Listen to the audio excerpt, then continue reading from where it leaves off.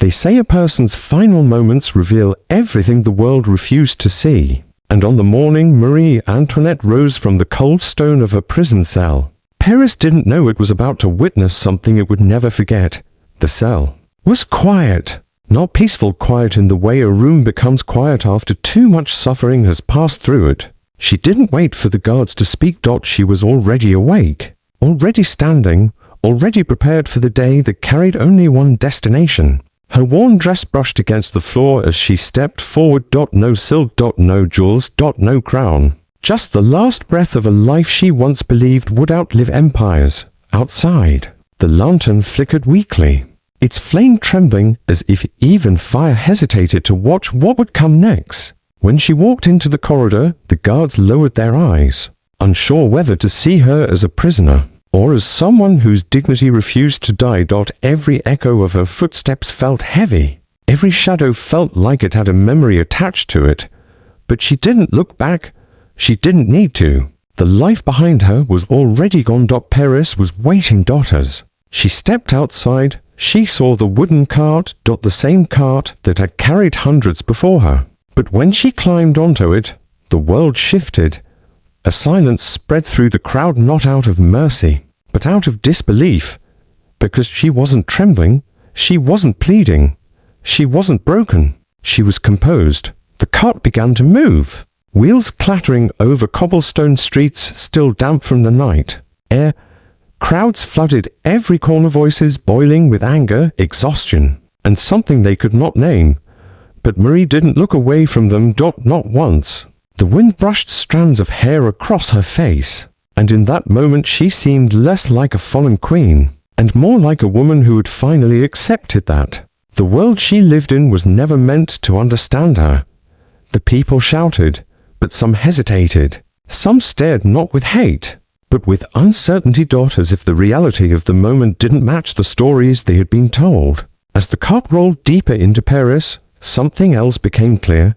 This wasn't the moment she fell. This was the moment everyone finally realized. She had been falling for years.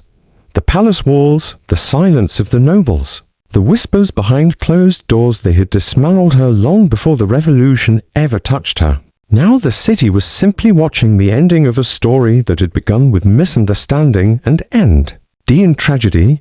And as she rode toward a fate the crowd believed would bring them closure, she held herself with a quiet strength that no decree, no accusation, no revolution could erase. Because sometimes the world tries to write your ending, but the way you walk through it becomes the part history remembers. And this was Marie Antoinette's last walk.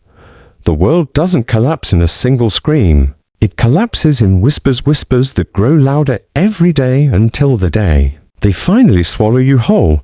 For Marie Antoinette, those whispers had been chasing her long before Paris ever marched to Versailles. Inside the golden walls of the palace, she had lived under a crown that never truly belonged to her. Every smile was measured, every gesture was judged, every mistake was magnified into a weapon. The court didn't want a queen. They wanted a symbol they could shape, blame, adore, or destroy, whenever it suited them. And the people beyond those palace gates, they wanted something else entirely. The years leading up to the revolution were a slow, suffocating unraveling. France was starving. Bread was scarce. Debt was rising. The streets filled with hunger and fury, looking for a face to blame. And Marie, foreign and misunderstood, became the perfect target. She tried to play the role they wrote for her. She tried to be the queen the kingdom demanded.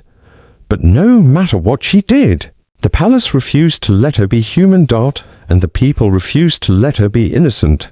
Her identity became a rumor. Her personality became a caricature. Her life became a story told by others, never by her. Inside Versailles, she felt the temperature shift long before the riots ever began. Nobles who once bowed deeply now barely nodded. Advisors avoided her eyes. Servants whispered more than they spoke. The hall grew quieter, the glances sharper. The air heavier. Small cracks in a kingdom trying to hide its decay. And then came the day when subtlety died. A messenger burst into the royal chambers, breathless and trembling, the color gone from his face. He tried to speak, failed, steadied himself and whispered, Words that tore the palace apart from the inside. "They're coming." For a moment, time stopped. The room that once held the confidence of an entire monarchy felt suddenly too small, too fragile, too temporary. Marie rose from her seat, walked to the nearest window, and saw the sky darkening not from weather, but from thousands of people flooding toward the palace. The roar of the crowd moved like a living beast across the gardens. Not words, just noise. Raw and unfiltered, filled with hunger and rage.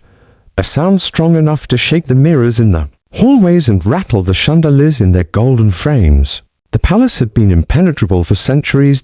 And now, it felt like paper standing in front of a storm.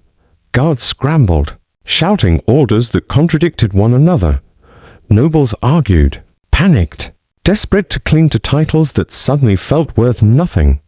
Servants ran in every direction, unsure where safety was left to find.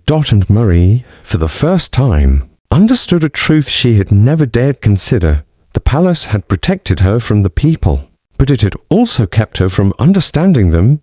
She felt fear, yes, but deeper than fear. She felt clarity. She realized the revolution wasn't just coming for the monarchy. It was coming for her. Not because of who she was, but because of what she represented in the minds of those marching toward her.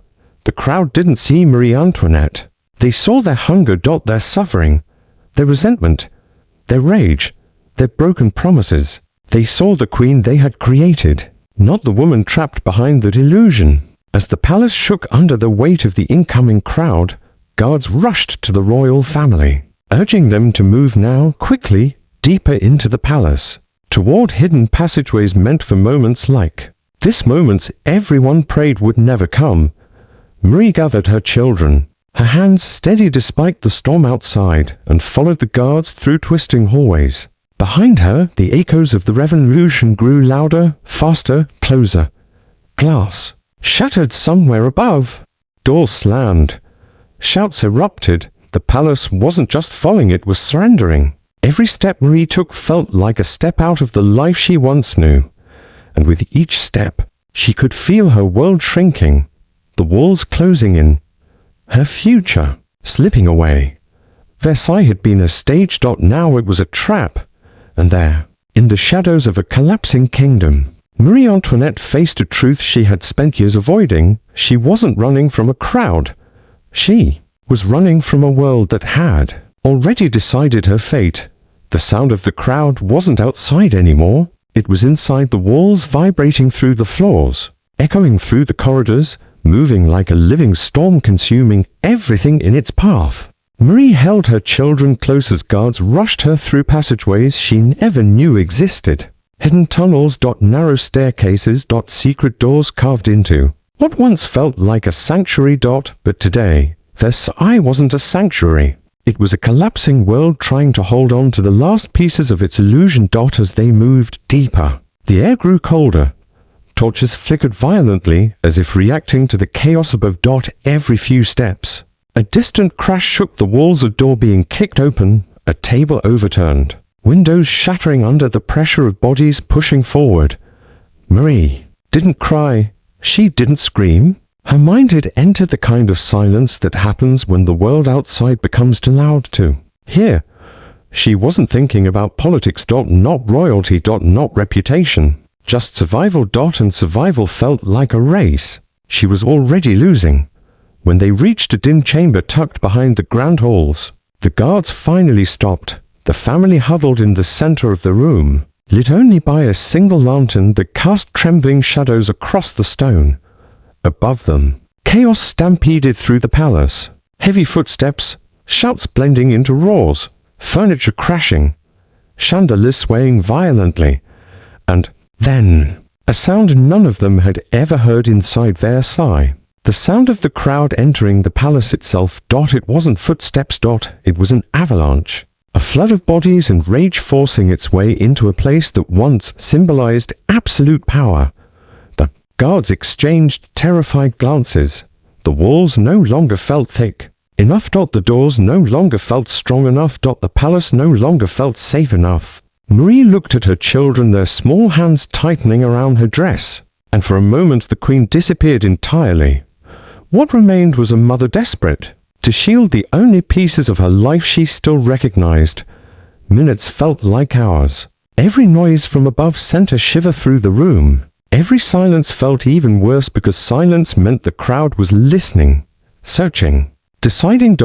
And then footsteps approached the chamber. Slow. Heavy. Purposeful. One guard braced against the door, but another shook his head sharply and whispered, "Move. We have seconds." Marie was pulled toward a narrow back passage, one last escape route designed for emergencies, so unthinkable that even the palace staff rarely acknowledged it existed. As she stepped inside the passage, she turned back for a brief moment, just one. She saw the ornate hall she had once walked through as a young queen.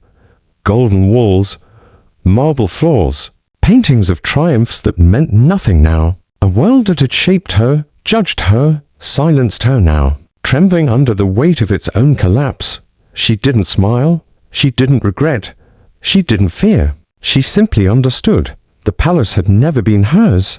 Not truly. It had belonged to a version of France that no longer existed. And Marie, for the first time, realized she had spent her entire life in a place that was never built for her, a cage made of gold. Disguised as a kingdom, the door closed behind her. Soft. Final. The sound carried the weight of centuries. She moved down the staircase, guided by wavering lantern light, listening as the world above her burned without fire. And as the royal family slipped out the back of the palace, Marie Antoinette stepped into a life that was no longer royal, only perilous. She didn't know where they were going. She didn't know what came next. But she knew something with absolute certainty. There was no going back.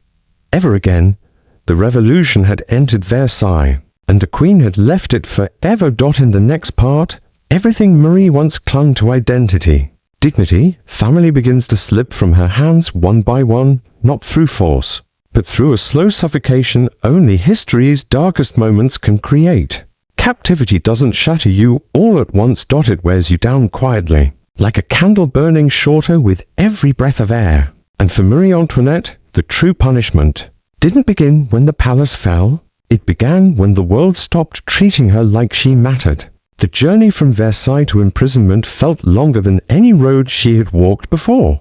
Not because of distance, but because every step took her farther away from the life she once knew.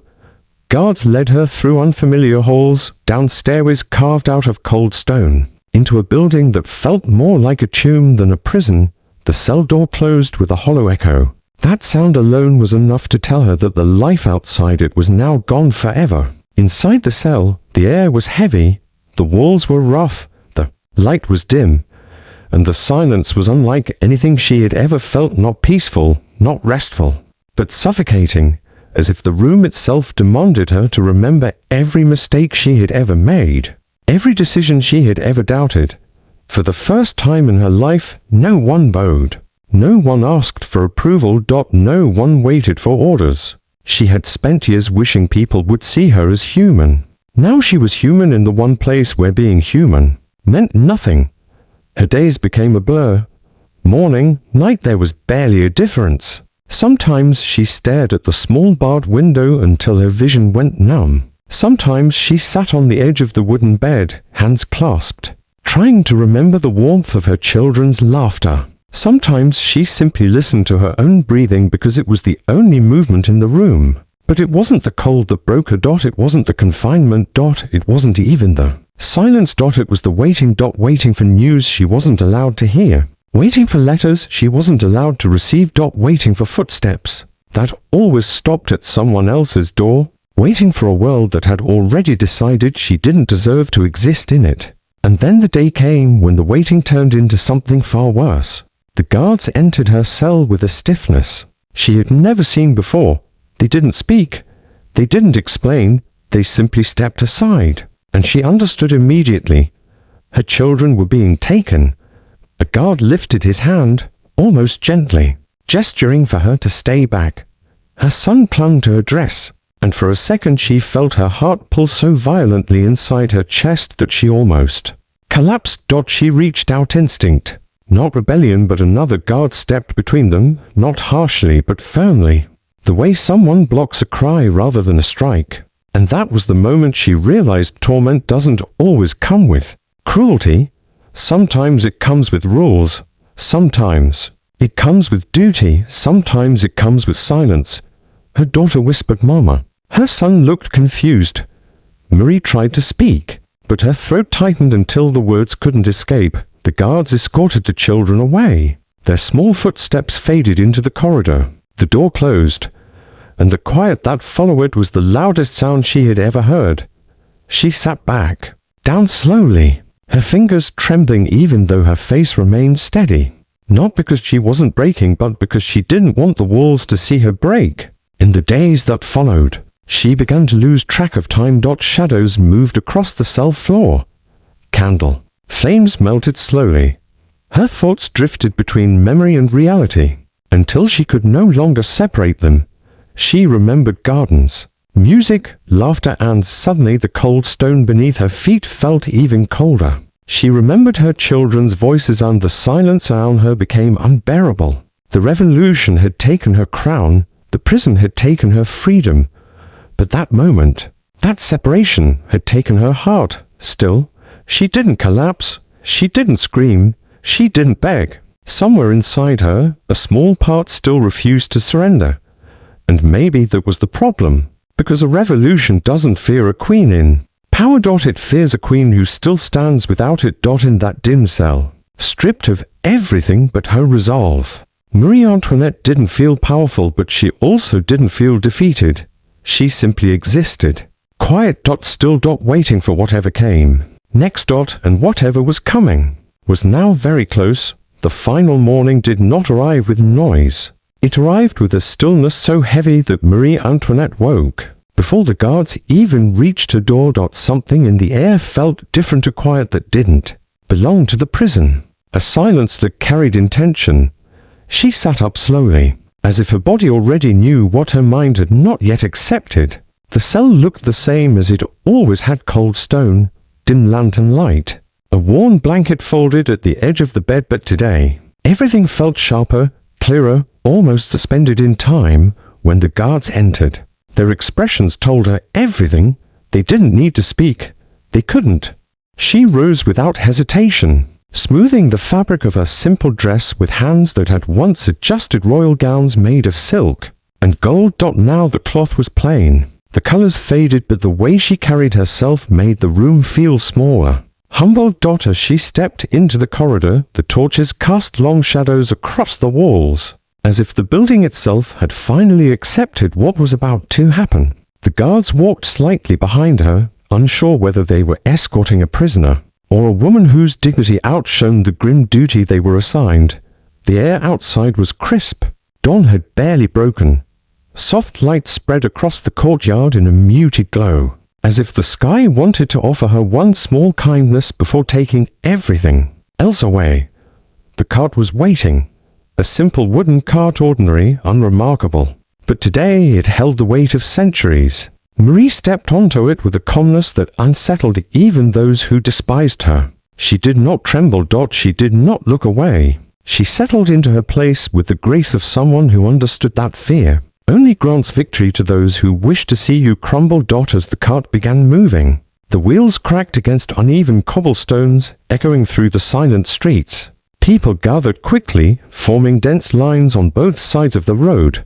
Some came to jeer, some came to cheer, but most came simply to see the woman they had blamed for so long. When she looked upon the faces in the crowd, she didn't see hatred. She saw exhaustion. Loss. Confusion. A nation trying desperately to rebuild itself, even if it meant tearing someone else down to do it. And in that moment, the crowd saw something they had never expected from her understanding daughters. The cart rolled deeper into Paris. A strange quiet settled over the people.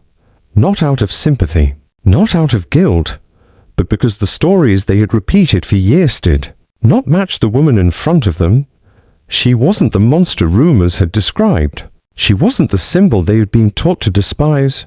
She was simply human. And nothing is more disarming than realizing your enemy looks back at you with calm eyes. The square finally came into view, vast, open, heavy with anticipation. This was where countless endings had unfolded, yet none carried the same quiet weight as the one approaching now. The cart stopped. Marie stepped down slowly, each movement deliberate and steady. She did not falter, not even once. Her simple dress shifted into gentle wind, and for a brief second the city stood completely still. People expected fear. They expected trembling, desperation, pleading. But what they saw was something entirely different. A woman who had been torn from her world, stripped of her identity, separated from her children, yet still walked with more dignity than the people who had sentenced her. And that sight unsettled the crowd more than any speech could have. As she reached her final place, she lifted her gaze slightly, not toward the sky, not toward the city, but toward the space where memory and reality meet, a place only those who have lost everything can truly see. History would write many versions of Marie Antoinette, some cruel, some sympathetic, some exaggerated beyond recognition, but none of them could capture the quiet strength of this moment, the strength of a woman who faced the end without letting the world see her break. The silence around her was not victory. It was reflection. When she took her final breath as Marie Antoinette, Paris exhaled as well, not in triumph, but in a strange, uneasy understanding that something irreversible had just happened. Because revolutions may burn crowns, tear down palaces, rewrite governments, and reshape nations. But even in the darkest hour, human dignity has a way of outlasting everything. And long after the crowd dispersed, long after the shouts faded, long after the city returned to its restless rhythm, people remembered not the fall of the queen, but the way she walked toward her end, steady, unbroken. The revolution ended her life, but it couldn't erase her presence. And sometimes, presence is the last thing history forgets.